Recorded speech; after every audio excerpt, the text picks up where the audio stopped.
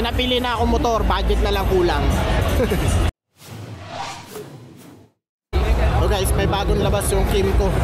Ito ang kanilang AK575 Premium. Grabe.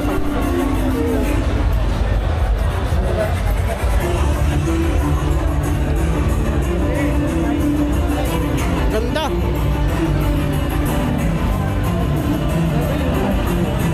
Nakanudo.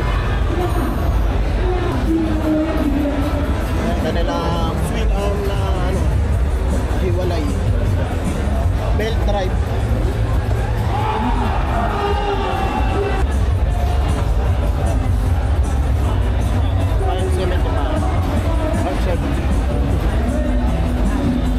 Nasa 700 siguro po. 700,000. 700,000. Kasi yung 575 ay 550 nila. 675 parang gano'n.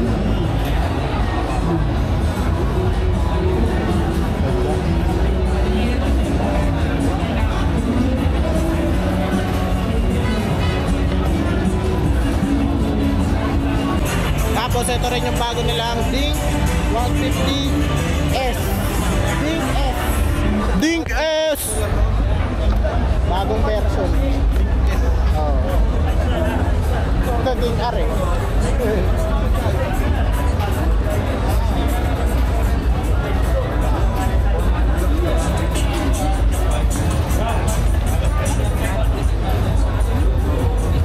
Sporty look. Wala pa rin camera.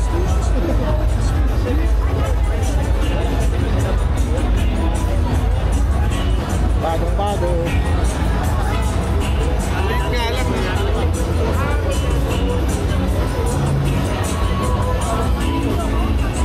Pa rin.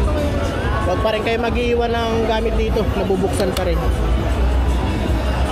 Digital na to. Ano to? Digital. Nasusi.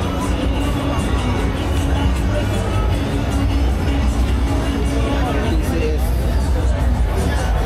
Yung mga plastic niya, ang ganda ng plastic oh. Tapos dito pa rin yung gulay board. Yung ano, gulay board.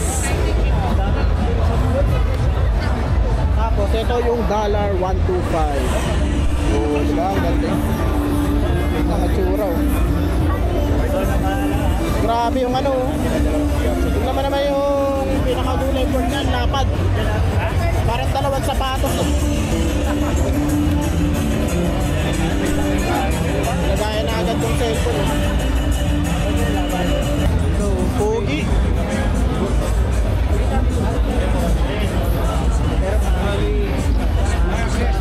Lapad oh. Ito talaga yung ano ng Kymco eh, no? Yung ano yung masyado yung paa. Saka ganun. Oh, Sample, size, anong size daw? 9. Size 9. Ang lapad oh, dalawa. Laki pa. Oo. Size 11. Oh, laki, luwag. Ang ano talaga ng Kymco yung baganto yung paa eh, nakaangat. Yung ito mo, mas mababa yung upuan.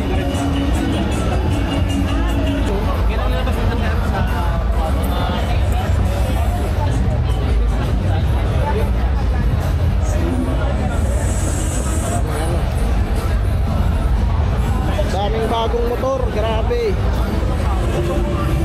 Magsasawa na yung motor sa Pilipinas. Daming motor. Dami ng pagpipilian.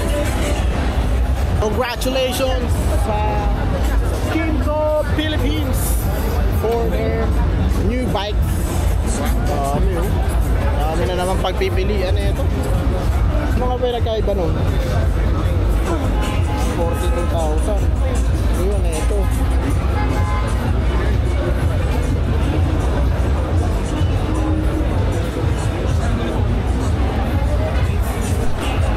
Ano pinagkaiba sir ng R sa S?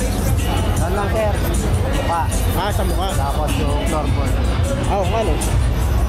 Pero semi-split pa rin siya. ABS, TCS, Warban, watercool. Eh yun dun sa ano, mas CC lang. Oo sir, sa displacement lang sir. Displacement lang ang pinagbago dun sa Kimco na AK 550 from 550 naging 575. Color, Color scheme. matte black, saka matte white. Oo. Grabe, ang galing ng Kimco. Ang dami ng motor ng Kimco. Ang dami ng pagpipilian, no?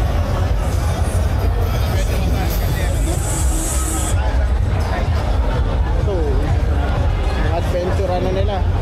Adventure Maxi Scoot. Ito yung AK 550 na premium. O, ayan, o. Tignan nyo. Kasi yun yung nandun yung bago. Matte. Kasi ito yung glossy. Ando pa rin yung iconic na piano. Galing, congrats.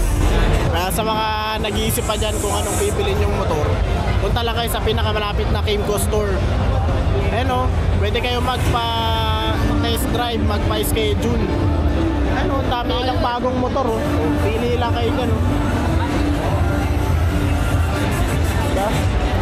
Ano naman yan o, iwala yung swing arm na sa pinaka-CVT.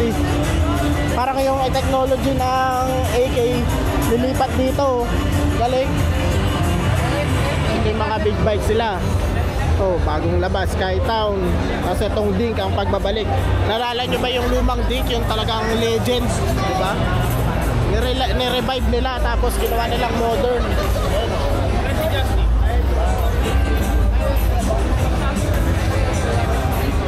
Ito ang pinaka ano, pag nasubukan nyo yan sa personal, grabe, parang wala na kayong ibang hahanaping motor.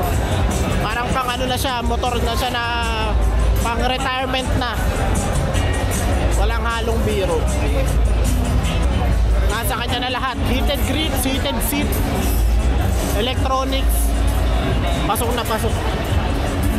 May napili na akong motor, budget na lang kulang. From classic to modern bikes, nandito sa Kimco. Ayun o, Jay, motor mo Jay. So, may bago silang labas o. Hindi.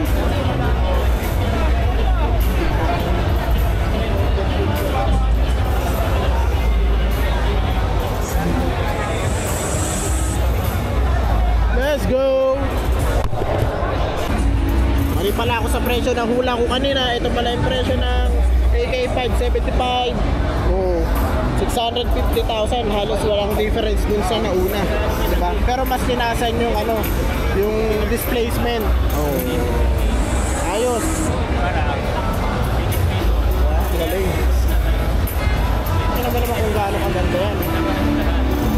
Wow, ang ganda-ganda.